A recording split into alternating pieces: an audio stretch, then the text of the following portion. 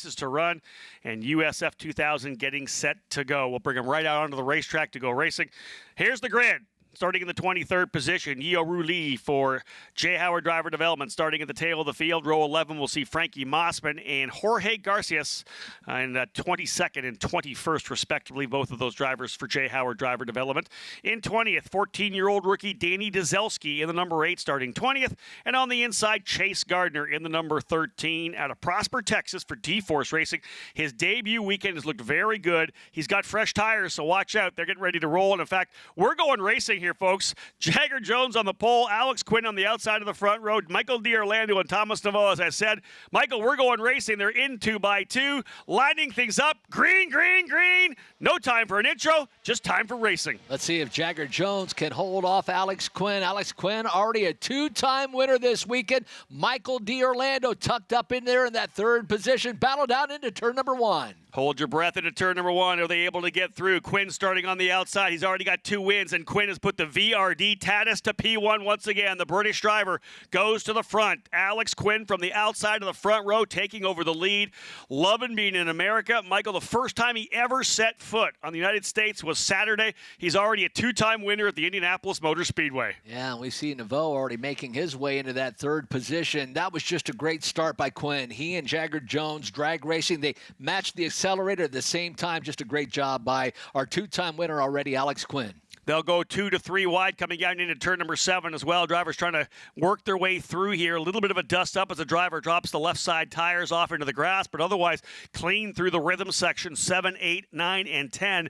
And Alex Quinn, the British driver who last year finished 9th in the Formula Regional European Championship program with Arden Motorsports, finds himself as the leader again, trying to do the three-peat here at IMS and coming in on his maiden weekend, scoring 2 victories already. Jagger Jones thinking championship, did not want to force the issue early, had in contact with his teammate Michael D'Orlando to open the door for Quinn to take the win in race number 2.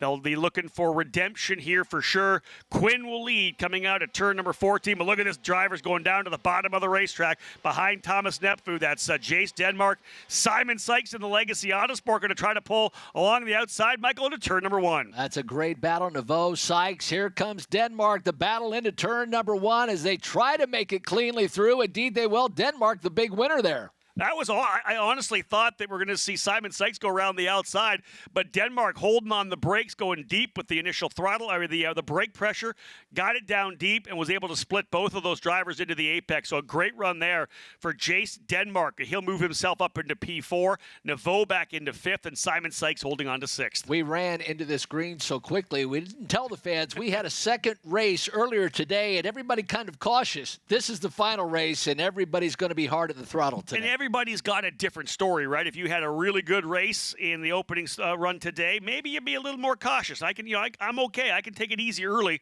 If you had trouble like Jagger Jones and Michael D'Orlando does, in their mind is, I need big points to get back in the championship. They have a much different mindset coming into this race than, say, a driver like Billy Fraser, who's been able to work from 10th in both of the first 2 races onto the podium in 2nd and 3rd. So Fraser, who currently runs in the 7th position, can mind his P's and Q's a little bit and then set up for a run through the 15-lap race. Yeah, Billy Fraser in a middle of a hornet's nest right now as the field makes her way out of turn number 14. And Alex Quinn, again, the 2-time winner, has the lead in a 7/10 of a second advantage over Jagger Jones. Michael D'Orlando, Jace Denmark, and Naveau, your top 5. Take an opportunity to say hello to all those of you tuned in who are on trackside here, maybe tuned into the Road to Indy TV app or in one of the platforms. We know that we have a lot of people listening from around the world. I'm told that Billy Fraser's sister, as we have a driver off, has gone off in turn number 1. Off in turn 1, that's a spin. That's the number 8 car, I believe. One of the Cape Motorsports cars going around in turn number 1. Yeah, not the 8. Oh, it's a 2 car. That would have been Zelski. That would have been the 2 of Jackson Lee. Jackson Lee. Tough one for Jackson. But again, as I said, Billy Fraser's sister and her college roommates are down in New Zealand right now in the middle of the night watching the broadcast at Madeline Otago University in Dunedin. 7 girls up late at night. Probably a little crazy, maybe a little tired, but they're watching Billy Fraser battle it out here in Indianapolis. Thanks for staying up with us. Let's see what happened to Jackson Lee. Oh, he got tagged. Yeah, one of the D-Force drivers, I think, got into the back of him coming through turn number 1. And you know what? You feel bad for Jackson Lee. Avon, Indiana is home. This is, he spends a lot of time here. Obviously at the Indianapolis Motor Speedway. A ton of sponsors in the Indianapolis area are on that car with Jackson Lee. He's done such a great job of putting together a program. We'll talk more about that as we get rolling here. But tough to see the contact from behind because it's not his fault at all. Yeah, and Jackson's had some tough go as of late in the first couple of rounds of this 2022 campaign. So actually had a good run going, and not of his own making, will fall to the back of the field. Jackson Lee will fall all the way down into the 22nd position. Put your head back down and dig forward. That's all you can do when something like that happens to you. Just get back right at it again. Quinn, though, the leader last time by. Almost a full second advantage for Alex Quinn, the young Brit, as he's been able to pull away in the VRD Tatus. Velocity Racing Development, Dan Mitchell's crew looking to see if they can't get 3 wins here at the Indianapolis Motor Speedway. And in talking to Dan, so impressed with Alex because this is the true fact, Michael. You can only make one debut. Right, you only get that one first impression, and man, Alex Quinn is going to be on the tongues of a lot of journalists and a lot of team owners because this kid has been absolutely impressive. He raced his way to the front in race number 1. Second race, teammates in front of him, he just kind of laid back Smart. and was gifted the lead. But once he got the lead, he's able to pull away, and he's doing it right now. Already has gapped himself from Jagger Jones by almost a second at 9/10 of a second right now. So Alex Quinn, as you said, when you make an impression, he is making a very strong impression on these fans here at the Indianapolis Motor Speedway. First time in the States, first time at the Indianapolis Motor Speedway, and trying to make it 3 for 3. You know, the crazy thing is I think it's just really starting to settle in what he's done. Talking to Dan Mitchell, he was kind of biding his time there in the second race. They were managing the race. You got a good car. We got lots of time. Let's just try to pull away. We'll see what happens at the end. But even last night, they were saying that after dinner, they were kind of talking about, listen, man, you just came over to the U.S. in our toughest open wheel program and ended up walking away with a win at the Indianapolis Motor Speedway. Look at this battle here. What a scrap coming down into turn number 1. That's at least one of the D-Force cars. Who else is in that fight? One of the Cape cars? Man, that is a scrap right in there. I think that might be, I'm going to say potentially Hayes, Christie, Weir, and Victor Anderson. That's that battle right now for 11th, 12th, 13th, and 14th. And they were 2 by 2 going into turn number 1. Look at the teammates going back at it again, Jones and D'Orlando. So if you did not join us for race number 2, Michael D'Orlando, Jagger Jones, they were battling for the lead, and well, the teammates made contact, and Michael D'Orlando went around. Jagger Jones took his teammate out. I asked, and I guess it was a little tense in the engineering room between these 2 races. Not a lot of time. Normally, we'd have a race in the morning and a race in the afternoon. There would be more time to relax, maybe, kind of calm down a bit, discuss things. They probably had about a half an hour, maybe 45 minutes to talk and get back in their suits and go again. So I don't know if those 2 drivers are talking yet, but they're definitely side by side on the racetrack. And we've just started a 3rd race, so they really haven't had a time to simmer down, and they're already back at it as they're only about a 2-car length separate the 2 drivers. Let's bring in our driver analyst who's joining me here right now. We've had a number of different analysts with us throughout the weekend. This young lady who's running in our USF Juniors program, Bianca Bustamante from the Philippines, running in USF Juniors and the W Series as well. You fix your mic there a little bit. Bianca, you've been in, 6 races now, coming out of a great karting career. You're watching this wheel-to-wheel racing. You've done a lot of it in karting as well. What are your thoughts when you're racing with your teammate? When can you get aggressive? It's always tough because the first rule is to always beat your teammate. He's like the first person you have to beat. True. And to be racing side by side, it kind of gets a bit too emotional because you're racing the same team. You both want to win. But you also got to sometimes think as a team, you got to win it. But you can never win by just doing it alone. So you got to work together at times, even though it can be tough. And then eventually, for the checkered flag, that's when you start pushing one another. I like how she says the first rule is to beat your teammate. That's when you know you're a driver, because as a team owner, the first rule is don't take each other out.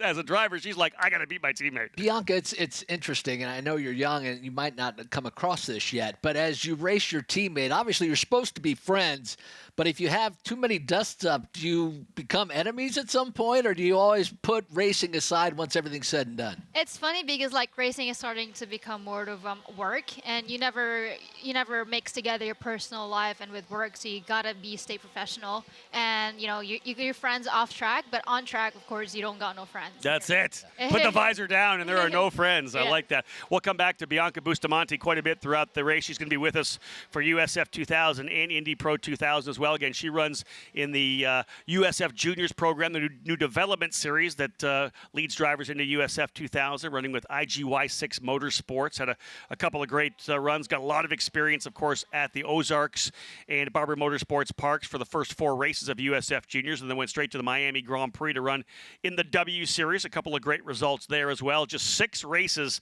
to her credit, coming off a great karting career in the Philippines. So we look forward to watching what Bianca can do.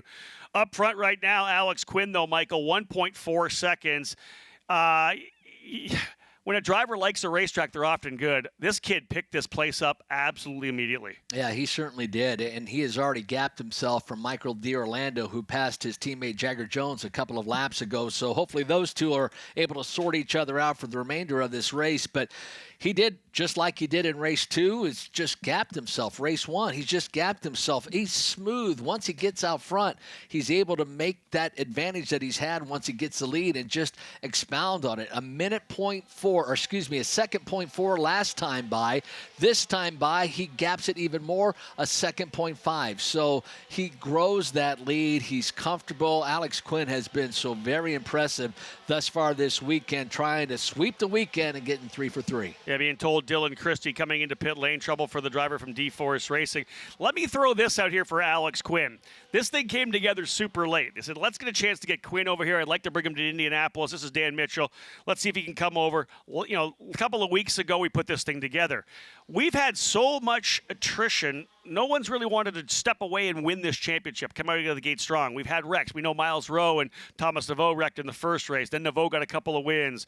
D'Orlando and Rowe getting together yesterday. We've had, we're into this is the 7th race now of the season. With 2 wins right now, potentially 3, Alex Quinn would be 7th in points, back by only 39 points. That's just over a full brace of points.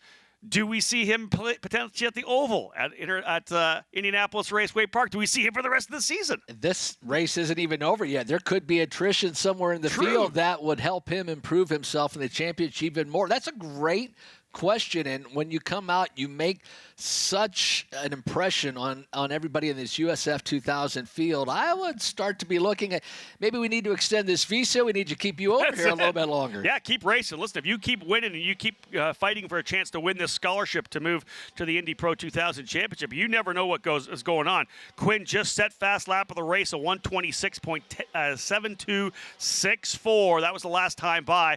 1.9 seconds, and again, vindication for Dan Mitchell and the VRD team. He has very strong drivers in our USF Juniors category who have been on the podium in the first 4 rounds of that championship. We go to VIR in early June, but man, this is really strong for his USF 2000 program now, which he's trying to grow for 2023. Up by almost 2 seconds, with D'Orlando and Jones just 0.3 of a second apart. I just have this feeling that that's not done yet with D'Orlando and Jones, but I do have a feeling they got sat down by Nicholas and Dominic Cape and potentially read the riot act on what's going to happen here in race number 3. You know those Cape Motorsports teammates are minding their P's and Q's, but once you get racing, that might be all tossed out the window, especially if you're Jagger Jones. You find yourself behind Michael D'Orlando again. He's thinking to himself, I've got to get around D'Orlando. As Jones the point leader, D'Orlando his teammate just 2 markers back in the championship standing. So he's thinking championship potentially at this point, especially with what happened in race number 2. As they run on the racetrack right now, we have 4 drivers within 5 points on top.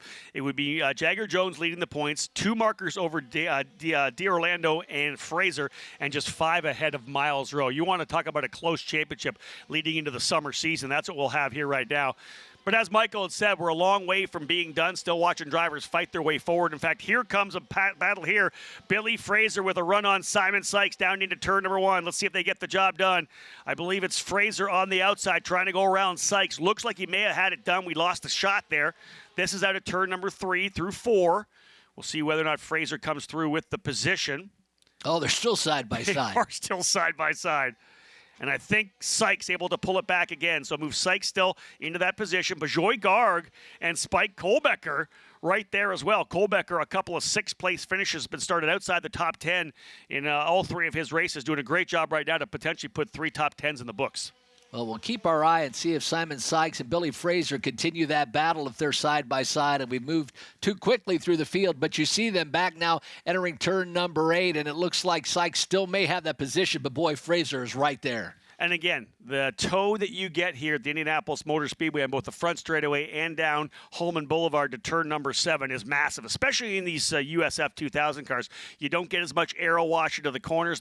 There's not as much aerodynamic downforce. We brought the new car in. It's got more mechanical downforce than aerodynamic, which allows you to follow a little closer. You don't have that aero wash, that aero push, as they call it. But the tow down this front straightaway is massive. Jagger Jones trying to use it. But let's see right now if we get it from, again, Billy Fraser, as he's trying to see if he can't find a way by. Does not get it this time. In fact, he's going to watch out for the 12 of Bajoy Garg, who's closing up from behind as well. So that is the battle for the 7th position, making its way into turn number 1 right now. Billy Fraser made a move last time through, unable to catch Simon Sykes this time through. But the leader, Alex Quinn, sits with a 2.3 seconds advantage over Michael D'Orlando. Then Jagger Jones, the teammate, just a half a second behind, running in that 3rd position. Jace, Denmark, and Neveau round out your top 5. You know, I mentioned it early on in practice, Michael, that this is a racetrack that if you get to it and you feel comfortable and you can dial the car in a little bit, this is a track you can sweep. This is a track you can come into. We saw Stingray Robb essentially take control of the Indy Pro 2000 Championship back in 2020. Yuvan Sundar Murli was on the podium all 3 races last year. 2 wins for him. Once you get this racetrack and you're comfortable with it, you can really take a run, and that's what we're seeing right now from Alex Quinn. 4 to go this time by, and we see that battle for second starting to shape up again. Michael D'Orlando, his teammate Jagger Jones, they made contact in race number 2. Let's see the run off of turn number 14. If Jagger Jones can get a good run, he may try to make a move coming down that front straightaway, but he looks like he's just a little bit out of touch. But this is what happened last time. He got a good run late and then drove too deep into turn 1. Yeah, we don't want to see that again. Look how deep he goes into the brakes. This is very similar to what we saw. He's going to check up a little bit, gets down to within 1 car length. Close enough now, has to stay on it. More battling coming down into turn number 1 as well. In fact, we'll go 2-3 wide coming down into 1. This is his butt fight. This is Billy Fraser on the outside of Simon Sykes. They'll try to go through the corner and book it. Fraser through again.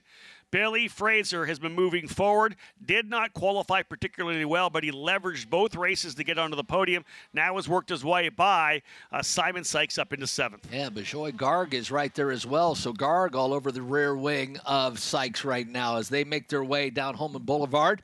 But a nice pass. Billy Fraser has had a quietly good weekend. He had podium finish in race number 1. He's really been good thus far. Let's come back to Bianca Bustamante very quickly here. Bianca, we talked about a driver liking a racetrack and like an Alex Quinn right now, very comfortable here. Have you had that in your career? Has there been a track where you go to and you just really like it and you're always good?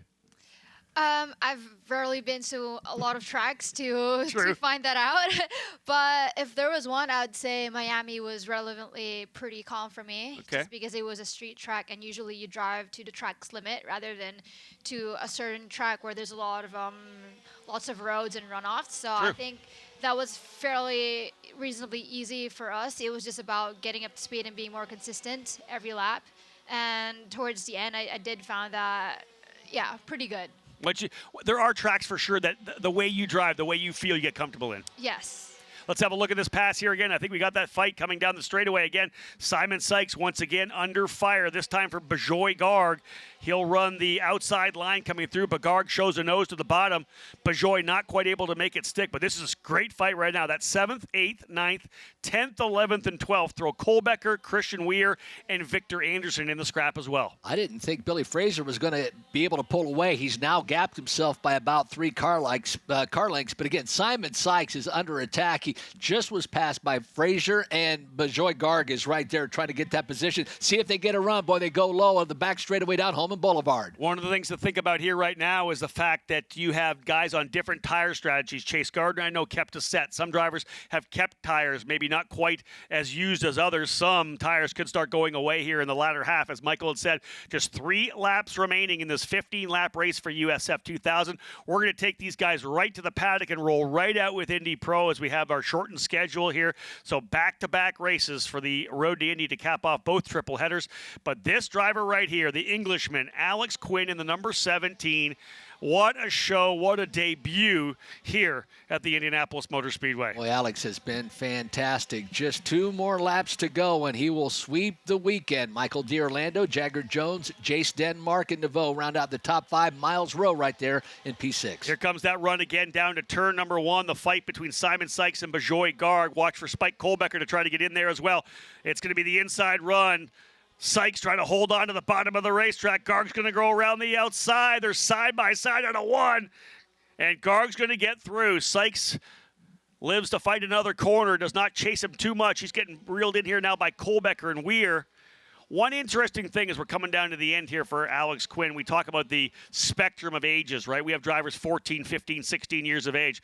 You look at some of the drivers that have had success in USF 2000, they're not normally 16-year-olds. A lot of the times, like an Oliver Askew, a Kyle Kirkwood, a Braden Eves, they were 18, 19 years of age when they won their championships in USF 2000. Quinn's 20 years of age, and by far he's not too old for this program. This is right in his wheelhouse now. If he has some success, if we keep him here in the U.S., he keeps winning, he could be a driver to watch in Indy Pro 2000 next year. A thought that might not even been in the mind of anyone coming to the weekend. He may do this full time. Certainly would have the potential, as we talked about the championships. Still 39 markers back in that 7th position.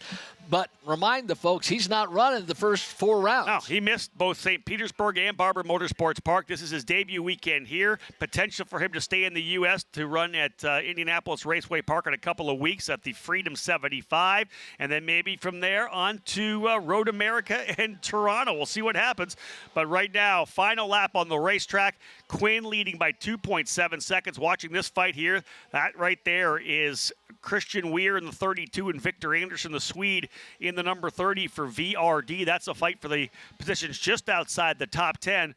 But again, Quinn out front. D'Orlando and Jones, though, definitely not playing around here today. They want to bring home a couple of results to keep themselves in the fight. So Alex Quinn trying to wrap up this race and sweep the race weekend. The south end of the track in the last few corners, Quinn, D'Orlando, and Jones, your top 3 as we head back to the front of the field as the leaders start to make their way through turn number 11. Here comes Alex Quinn for the final time. Big move there for Billy Frazier, getting by Sykes to move to 7th. That moves him to within just 1 point of Jagger Jones up front as they run. But as Michael said, coming out of the final couple of corners through turn number 11 to 12, Alex Quinn, the Brit for VRD, has been tremendously impressive. He'll work his way onto the front straightaway. Back to back to back jacks as he again crosses a yard of bricks. Alex Quinn for VRD winning the 3rd race of the USF 2000 triple header here at the Indianapolis Motor Speedway.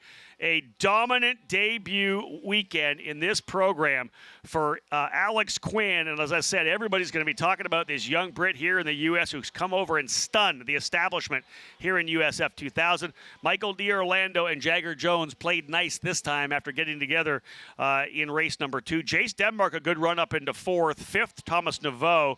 There's your top 5. Unofficially, Jagger Jones holding on to the point lead, but as we said, 5 points separate the top 4. Billy Frazier back by just 1 point.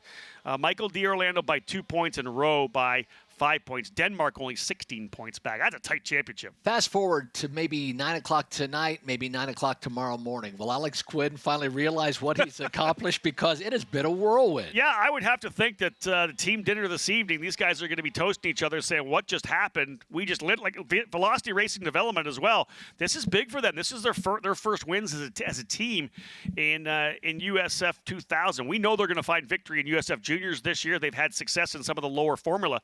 But to be able to get the job done here, 3 wins at the Indianapolis Motor Speedway for VRD and Alex Quinn, that is unbelievable. There is your unofficial results as Quinn with the win. Michael D'Orlando and Jagger Jones will be on the podium. We'll have a local podium because we're going to be starting Indy Pro 2000 here in the next couple of minutes. These cars are going straight back to the paddock. Indy Pro 2000 will roll from our paddock onto the racetrack. And there's your 7th on to 12th. Billy Fraser 7th, Bajoy Garg 8th. Simon Sykes in 9th, Spike Kohlbecker in 10th. Nicky Hayes 11th. Trey Burke ends up in the 12th spot. In 13th was Christian Weir. Jacob Douglas coming home 14th. Frankie Mossman in his debut weekend into 15th spot. Jackson Lee fighting his way back up to 16th. As there must have been something happen on the final lap there as Victor Anderson falling back to 17th. Remember, he was in a scrap there with Weir. So he's fallen back a couple of spots. They must have got together. Io Lee in 18th position, Chase Gardner 19th, Jorge Garcias in 20th, Dylan Christie, Danny Dzelski, rounding out the 22 drivers. Joey Brienza running just that one race, as we said, race number 2.